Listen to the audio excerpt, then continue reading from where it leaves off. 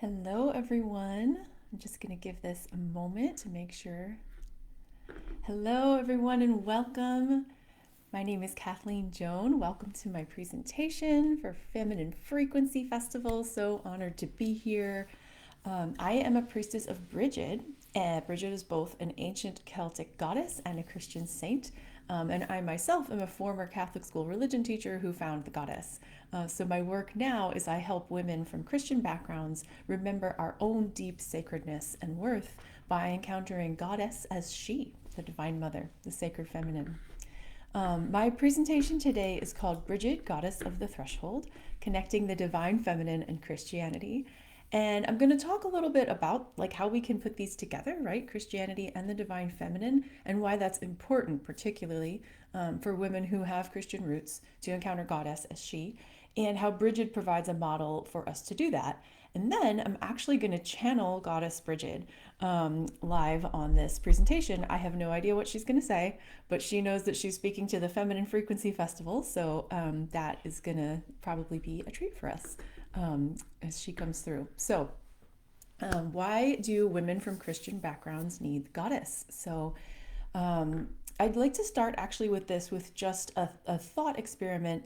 I'm going to read actually two verses from the Bible, but that I have reworded just a little bit. And I'm just going to invite you to listen and notice what are your own reactions, one to the fact that it's from the Bible, and to the way it's been reworded, and you'll recognize this. So the question I'm inviting you to sit with is, what difference does it make? What difference does the rewording make, right? So these are just two verses from the book of Genesis. Then God said, "Let us make womankind in our image, in our likeness, so that they may be guardians of the fish in the sea and the birds in the sky, the livestock and all the wild animals, and all the creatures that move on the earth." So God made woman in her image. In the divine image, she created her. Female and male, she created them. That's Genesis 1:26-27. And I'll just read that last part again. God made woman in her own image. In the divine image, she created them. Male and female, she created them. So if you're watching this, whenever you're watching this, I invite you to actually share your reactions in the comments. What was it like to hear God made woman in her image, right? And this may cause some strong reactions for some of us because it's unusual, because we haven't been raised with this. So to me, that means that it's important, right? There's something that we've been leaving out. There's something that, I'm speaking from my own tradition of Christianity, there's something that we have not addressed within this tradition, right? So the short version is the problem with patriarchal religion, right? Most of us who grew up Christian were raised with exclusively masculine images of God, Lord, Father, King, all of this, right? And this creates a disconnect for women and other genders who are not male, right? Like if God is He, like we're raised to believe, okay, like we're made in the image of God, but that's why I read that verse, right? Because like if I'm made in the image of God, but God is only exclusively He, well, then how does that work, right? How can God be in me? How can I fully be? And I don't even like, I even think the word God is gendered. I prefer now to say goddess, right? But how can I be made fully in the image of the divine if the divine is exclusively He, and if He made man, quote unquote man, in His image, right? So this imagination, the way that our religious imaginations are shaped by this, creates a hierarchy. It creates a hierarchy of who is more valued and more sacred because they look more like God, right? The images of God are usually not only male but also white and old, like an old, like if you picture the old white man sitting up in the sky with a beard, that's the version of God that Western religion has created. And even people who are atheists, the God that they don't believe in usually looks like that, right? So it's kind of the shared cultural image of quote unquote God. And with that, we justify, that becomes a justification for churches and societies to treat some people as more sacred, more valuable because they look more like that particular image of God. All we have to do is to read the news, right? To see examples of women, of people of color, of people of all genders, various genders and sexualities being treated as less than sacred because we don't resemble this image of the divine, right? And this is reinforced every time we go to a place of worship and worship, quote unquote, him, and she is nowhere. Like the sacred she, and this, at least this was my Christian upbringing, right? The sacred feminine goddess named as she was nowhere to be found. um, I only realized later that she had been present, but because she's the divine mother, she finds ways to come through to her children in every kind of tradition and in every religion around the world, right?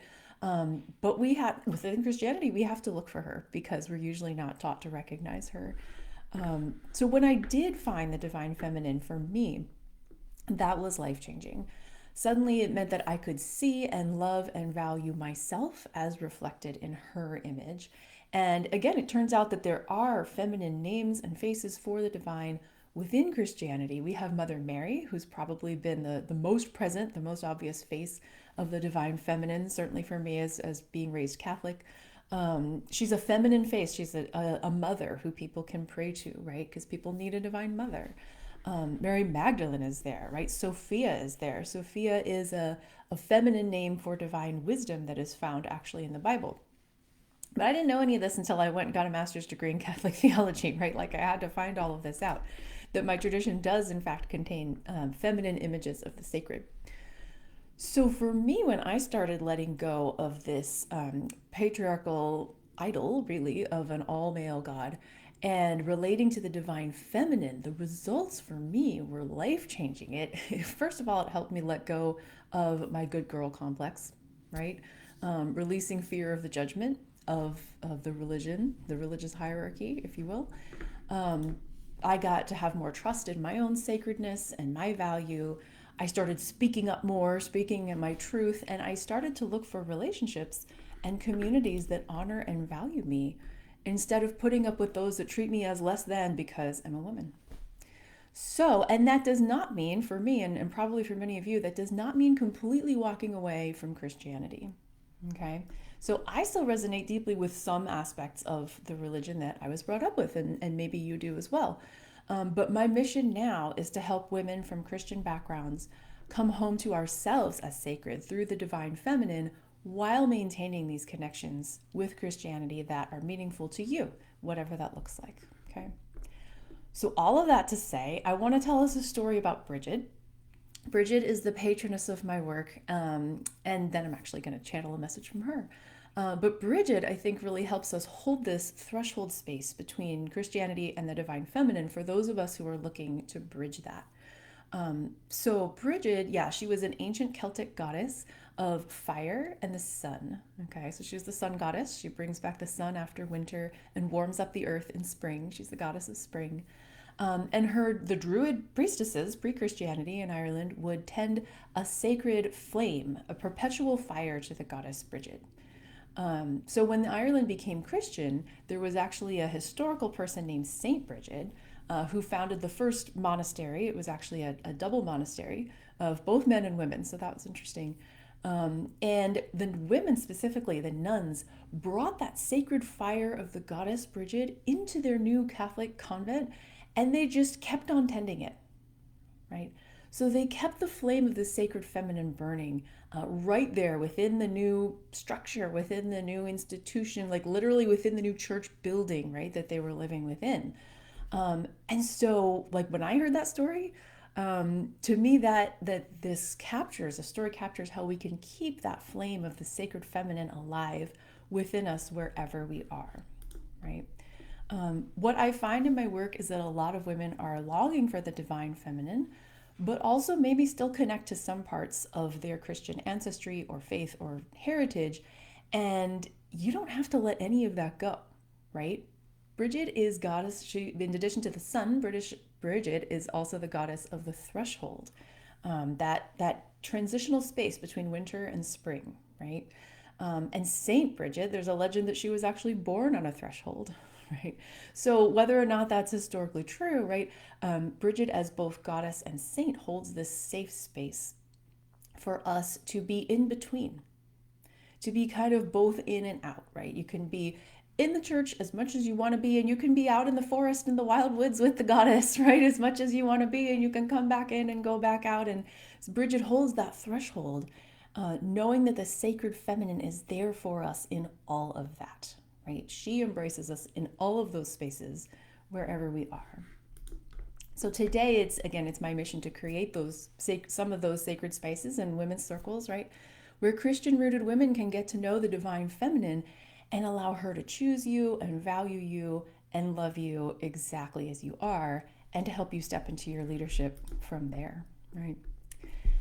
So I have a couple of gifts I want to offer this beautiful community of sisters before we channel Brigid. So I have a free guide that's available for everyone. It's called 5 Ways to Connect with the Sacred Feminine Daily. And I'll put the link with this video so you can download that. That just contains simple spiritual practices that you can do every day in your home to start to kind of rewrite that imagination, right? That spiritual imagination, to start to bring in the sacred feminine in many different simple ways just every day that you can do. And the second gift is that if you're listening to this and something in you is lighting a little flame, right? Something in you is longing to go deeper with this exploration of the sacred feminine. And if you're a woman from a Christian background, I have space on my calendar during this solstice New Year's portal to talk with 5 women about your divine feminine journey. And I can recommend some resources and some next steps for you. And it's complimentary, my gift to this community. So I will put a link below as well to book a free Growing into the Goddess session, is what I call that, for those who are interested in that. Okay, so we have a couple of minutes here, and I want to make space for Brigid to speak to us directly. I'm going to take a moment, and I invite you, if you're watching or listening to this, to just maybe put aside whatever else you're doing, kind of take a moment to center yourself. And we are going to invite Brigid in to see what message she has for us today at this beautiful Feminine Frequency Festival.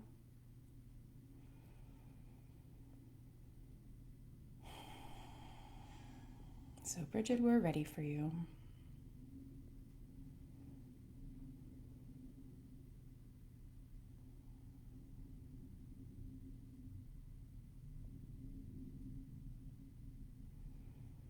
My sisters, you who have come together from all over the world to celebrate me, the goddess, the sacred feminine, I thank you. I'm so grateful that you are here, sharing your talents and your gifts, because this is my gift to you. Your poetry, your art, your music, your teaching, your wisdom, your healing, for I am also goddess of healing. Yes, my name is Brigid, and I am one face of she who is, of Mother of Love. And this sacred flame that dances within you, in all of these wonderful expressions, this is me. This is my light and my fire within you. Anytime you see a fire or a flame, it could be in your hearth, it could be a fireplace in your home, or it could be your kitchen stove. It could be a simple candle that you light. That is me. That is my energy, dancing and glowing and excited, because you are bringing me to life.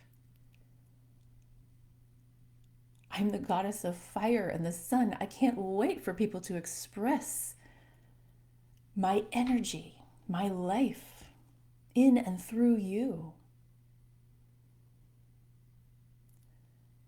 The winter time is important. This solstice time of darkness is important. And yet, as goddess of the spring, I will admit I get bored. I get restless. I want spring to come sooner because I'm longing to express my life once again. I'm longing to bring back the warmth and the fire and the flame.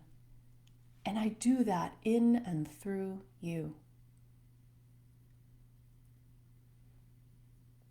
Now, I'm not saying to skip over this important time of darkness.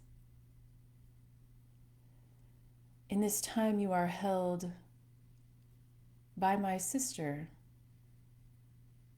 she who is also my ancient mother, the dark goddess, the crone of winter, the Kaliacht.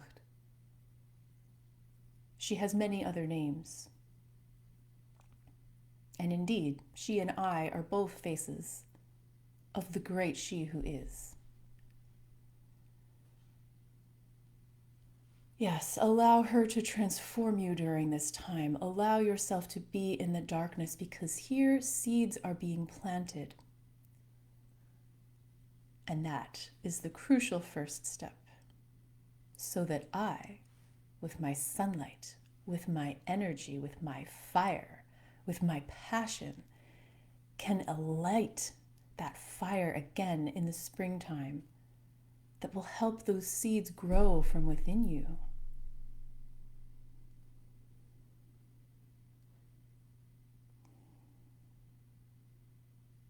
Yes, I was also a Catholic nun, known as Saint Brigid. That was a balancing act to keep my sacred feminine flame alive in that setting. And yet it can be done, and yet you continue to keep the flame of the sacred feminine alive wherever you are, exactly where you are.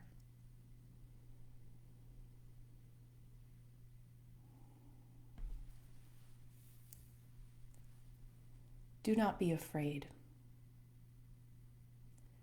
Whatever the challenges are in this day and age, at this time, know that my energy is coursing through you like the sun returning after winter. The rising of the sacred feminine cannot be stopped and could not be stopped if you tried. And of course, you are the ones through whom she is returning. You are the ones showing up to be willing to allow me, the goddess, to return through you. And so I say thank you. Thank you for being vessels of my healing and my transformation. Know that it is happening. Know that, like the sunrise, it cannot be stopped.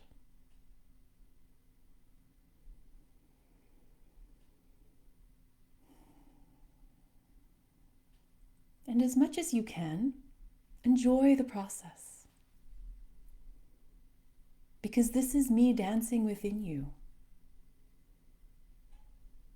Let my fire flow through you in every possible expression. I am here. Call on me whenever you need me. Whenever you need a burst of energy and hope.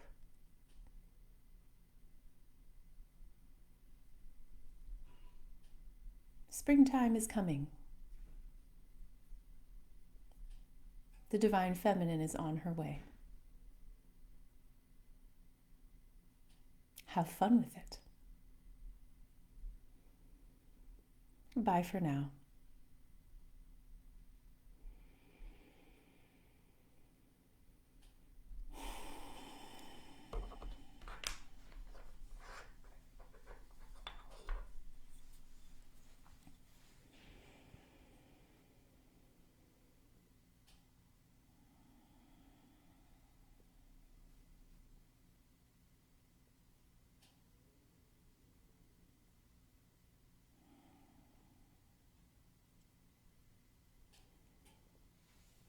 take a sip of water to come back.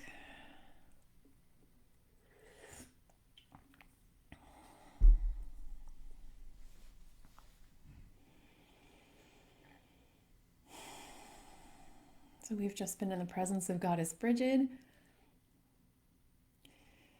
Curious to hear what that was like for you. I'd love to hear your reactions in the comments. Ooh, she's passionate. She's fiery. Thank you, sisters, for tuning in. Love to hear your responses to Brigid. Love to be in touch with many of you. Wishing you a blessed solstice and a blessed New Year's time. Bye for now.